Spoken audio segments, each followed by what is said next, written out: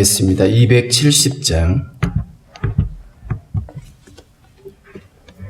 270장입니다.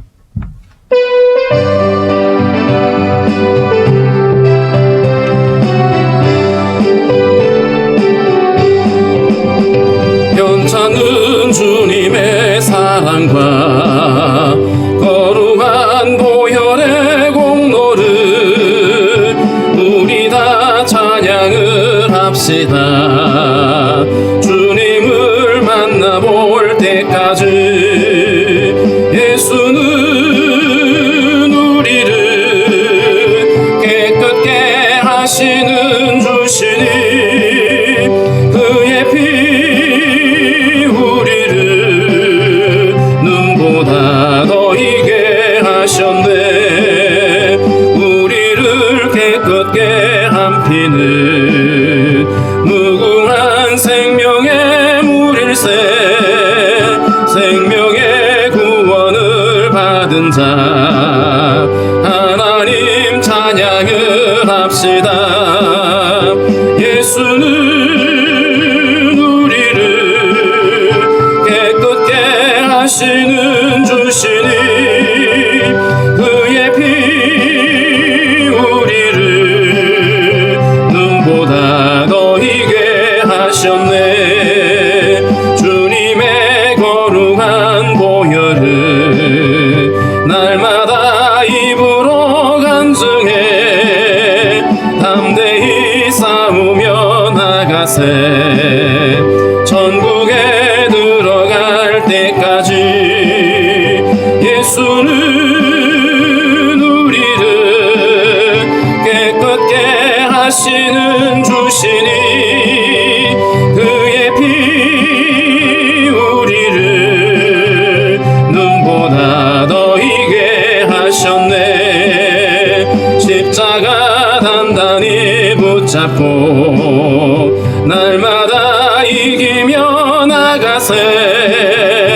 머리에 면류관 쓰고서 주 앞에 찬양할 때까지 예수는 우리를 깨끗게 하시는 주시니 그의 피 우리를 눈보다 더 희게 하셨네.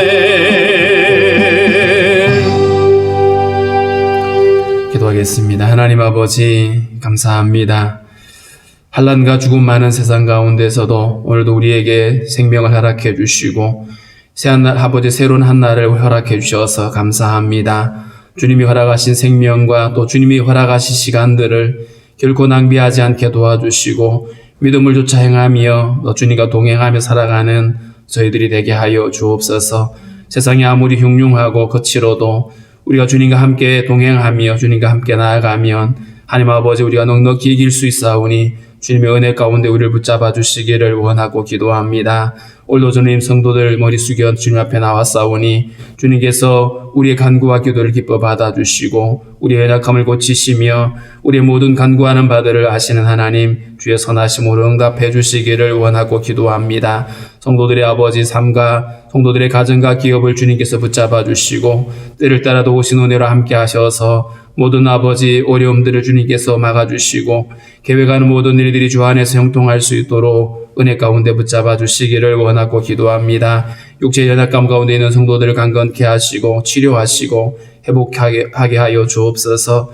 이 나라 민족을 긍휼히 여겨주시고 모든 거짓과 술수와 모든 악함과 불의함이 아버지 물러가게 하시고 위정자들이 정직히 행하며 하나님을 두려워할 수 있도록 주여 인도하여 주옵소서. 주님을 대적하여 일어나고 있는 많은 상황들, 많은 그 악한 시도들이 멈춰질 수 있도록 주님께서 간섭하여 주시기를 원하고 기도합니다. 지구촌을 덮고 있는 이 두려움과 절망의 모든 상황들, 하나님 아버지 그러기에 이러할 때에 더욱더 많은 사람들이 살아계신 주님께로 돌아와 소망 가운데 주님을 아버지 알아갈 수 있도록 주께서 인도하여 주옵소서. 주님 오늘도 우리에게 주신 말씀들 우리가 잘 듣고 이해할 수 있도록 우리 안에 깨닫는 마음들을 허락하여 주옵소서.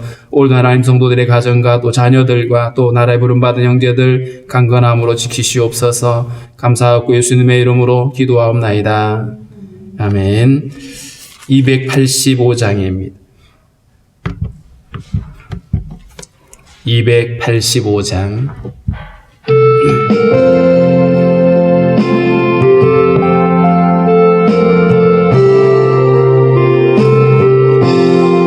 주의 말씀 받은 그날 참 기쁘고 복되도다.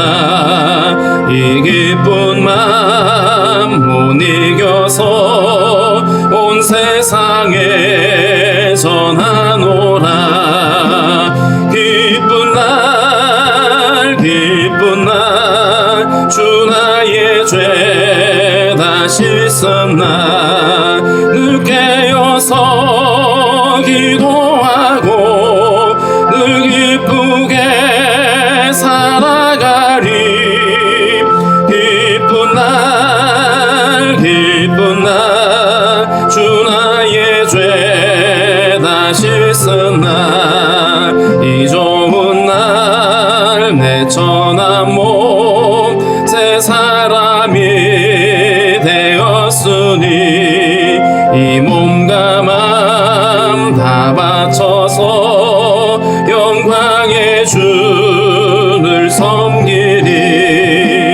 기쁜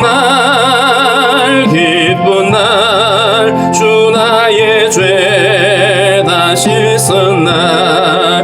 늘 깨어서 기도하고 늘 기쁘게 살아가리.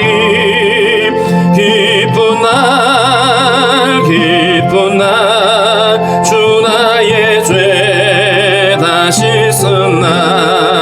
새 사람 된 그날부터 평안한 마음 늘 있어서 이 복된 말 전하느니 나의 본분 삼았도다. 기쁜 날 주 나의 죄 다 씻었나.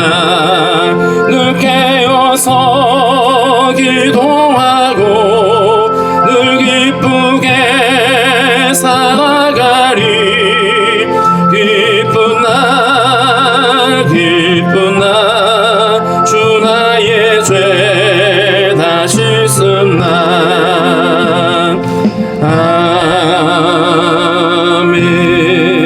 아멘.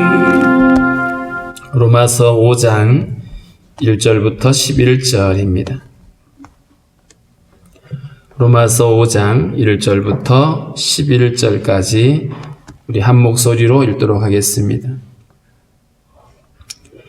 그러므로 우리가 믿음으로 의롭다 하심을 받았으니 우리 주 예수 그리스도로 말미암아 하나님과 화평을 누리자. 또한 그로 말미암아 우리가 믿음으로 서 있는 이 은혜에 들어감을 얻었으며 하나님의 영광을 바라고 즐거워하느니라. 다만 이뿐 아니라 우리가 환난 중에도 즐거워하나니 이는 환난은 인내를, 인내는 연단을, 연단은 소망을 이룬 줄 알미로다.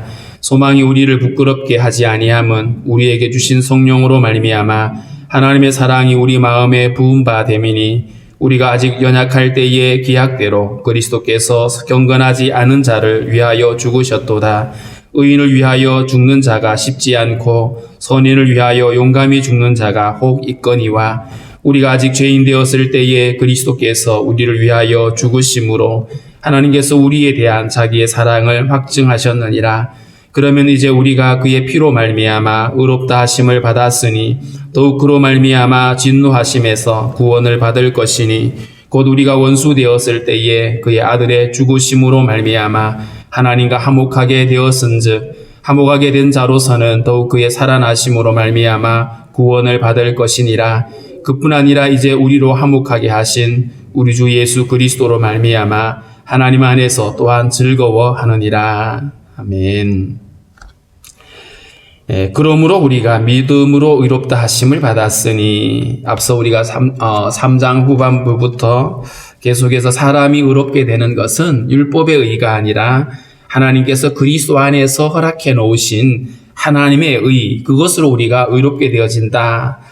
하나님의 의는 예수 그리스도를 믿는 자들에게 하나님이 의롭다라고 칭하시는, 이 칭한다는 말은 법정적으로 하나님이 선언하시는 겁니다. 너는 무죄하다라고 선언하시는 것인데, 4장에서는 우리가 그 믿음으로 의롭게 되어진 한 사람, 믿음의 조상인 아브라함에 대해서 함께 살펴봤습니다. 그러므로 사람이 의롭게 되는 것은 율법의 행위나 그 사람이 어떻게 살았느냐에 따라 달라지는 것이 아니라 믿음으로, 예수 그리스도를 믿는 믿음으로 우리가 의롭게 되어졌다. 자, 그렇다면 믿음으로 의롭게 되어진 그 결과는 뭘까? 믿음으로 의롭게 되어진 성도들에게 주어지는 축복은 무엇일까라고 오늘 이야기를 하고 있습니다. 첫 번째가 바로 우리 주 예수 그리스도로 말미암아 하나님과 화평을 누리자, 이렇게 되어 있습니다. 인류의 최대의 저주라고 말하면 하나님으로부터의 단절입니다. 아담이 범죄하고 나서 에덴에서 쫓겨났습니다. 하나님과의 단절, 이것이 우리 인류의 최대의 저주인데, 그것이 그리스도를 통해서 회복이 되어진 겁니다. 그래서 이전에는 진노의 대상이었죠. 에베소서 2장에도 보면 본질상 우리가 진노의 자식이었다라고 말하죠. 그런데 진노의 대상이었던 우리가 이제는 하나님과 화목을 이루었습니다. 세상에서도 최고의 권력을 가진 자와 등을 지고 척을 진다라고 하는 것은 굉장히 두려운 일입니다. 그런데 우주 만물을 창조하신 그 하나님과의 원수되었던 우리들이, 그래서 진노의 대상이었던 우리들이 이제는 하나님의 사랑 안에 함께 들어가서 화평을 누리게 된다.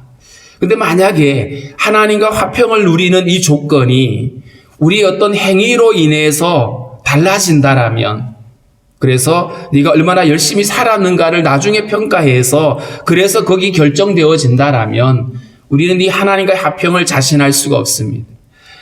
무슬림들이 알라는 유일한 신이다라고 고백을 하고 하루 5번 기도하고 이웃을 또 접대해야 되고 또 1년에 한 달씩 금식을 해야 되고 그리고 또 성지순례를 해야 됩니다.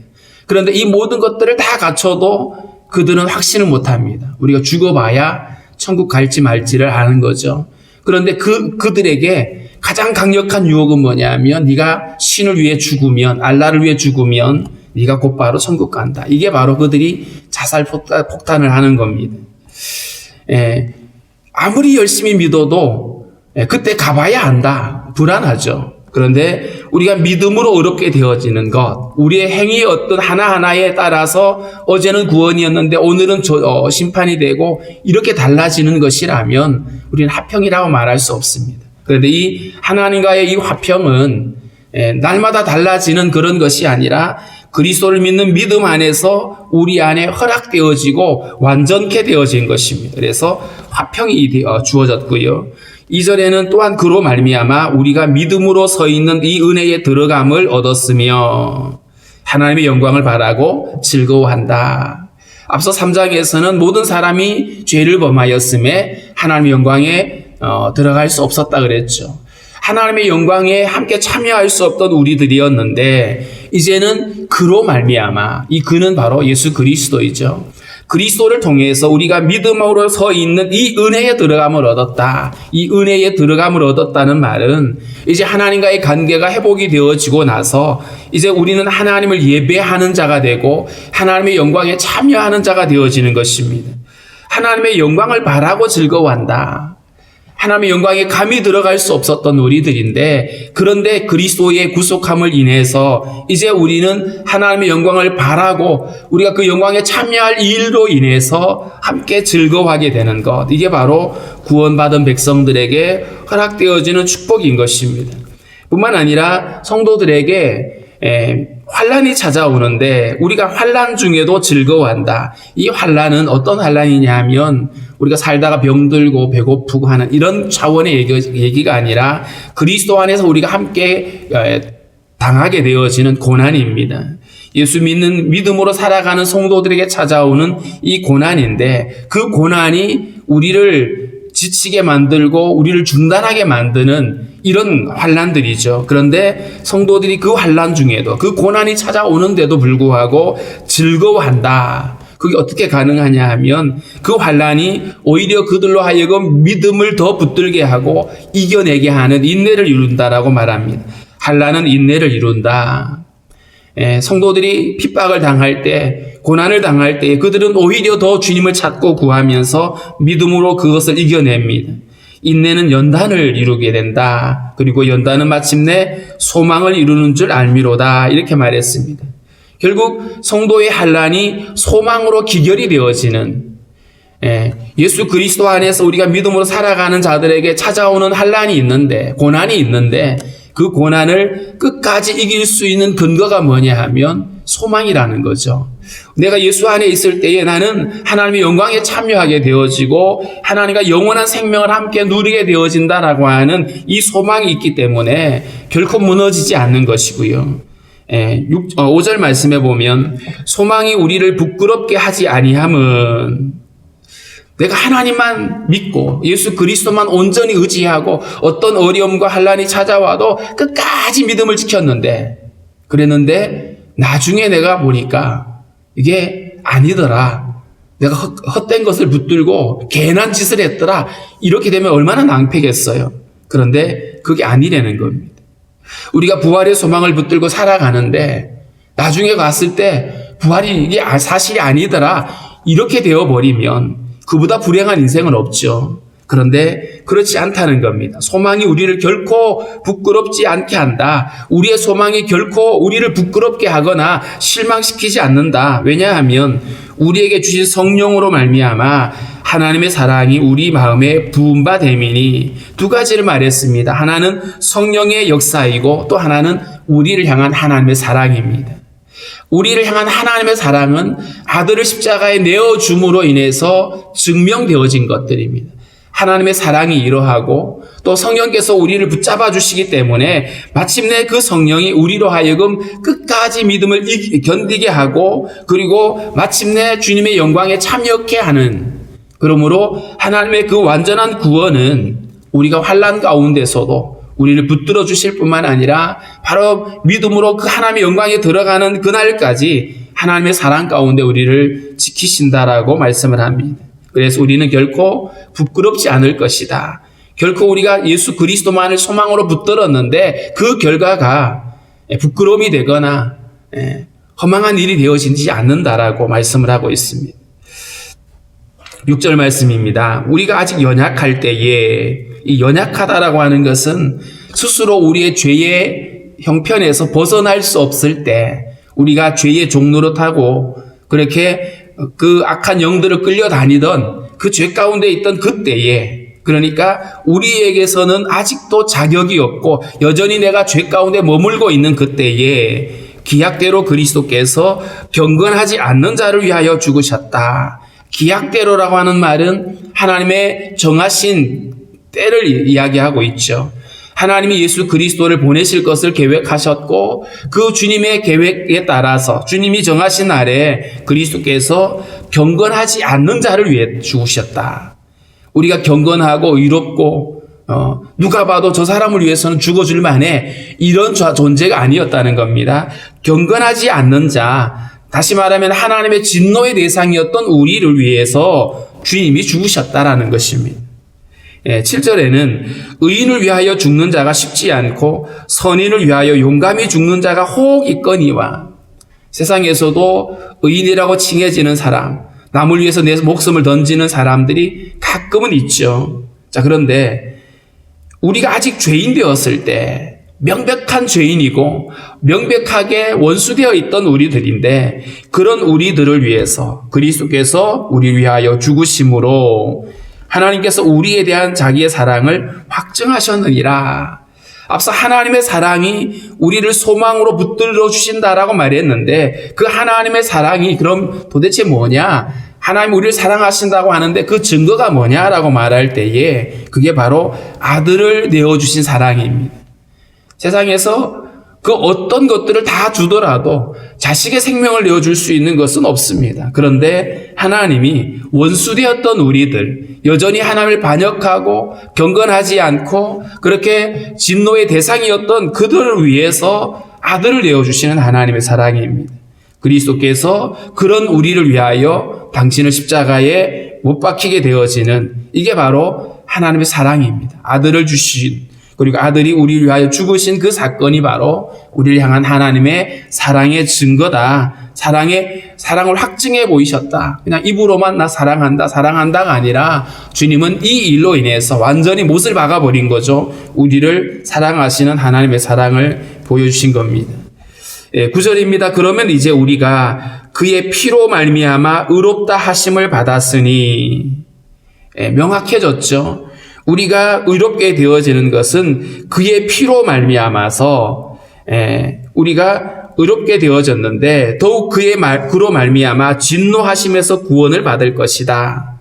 믿음으로 우리가 예수 그리스도를 믿는 믿음으로 의롭게 되어지고, 그 의롭게 되어진 자들은 더 이상 심판에 넘겨지지 않습니다.